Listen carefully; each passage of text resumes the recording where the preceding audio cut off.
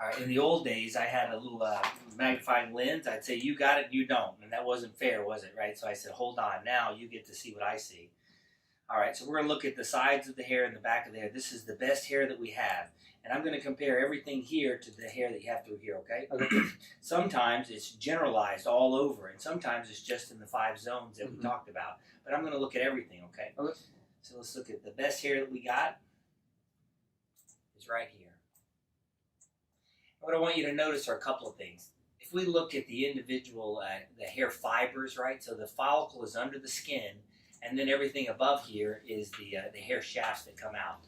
But if you look at each individual hair fiber and compare them to the neighbor, they're about the same size, right? You don't see super big and super small. These are all about the same size.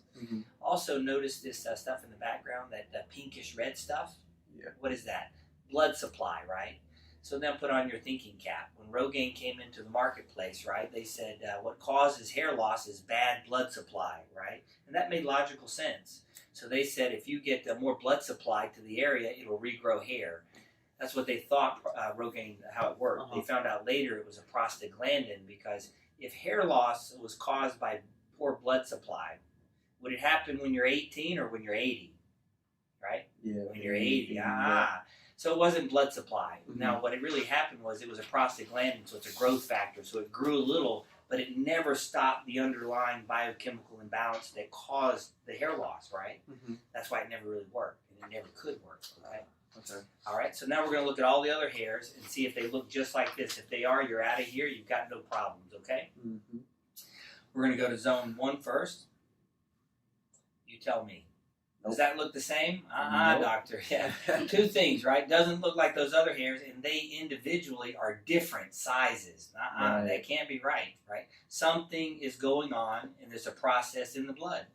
All I've got to do is rebalance the blood, and hair knows exactly what to do, right? So good thing is there's hairs inside the follicles. Now put on your other cap. If I look in here and I don't see anything, can I make it grow? Absolutely not, right? I'm not a magician, right? We're going to do what doctoring does, get you rebalanced, and then nature's going to take over. But the follicles have to be alive, right? If you come in too late, there's nothing I can do. Yeah. The good thing is, and now we're in an area, Tracy, can you give them the mirror? In an area that you almost don't see hair, and you're going to get a full hairline back right here. So you said, doctor, if you put it right here, of course I saw hair.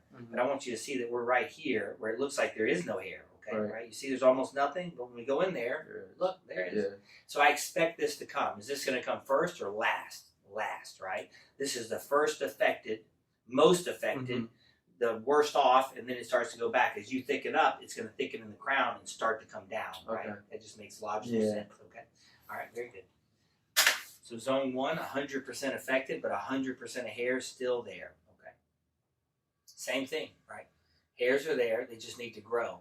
And that's what happens. See how small these hair shafts are? Yeah. So the follicle underneath is also shrunk, right? So as that follicle gets bigger and gets thicker, the hairs on top will get bigger and thicker.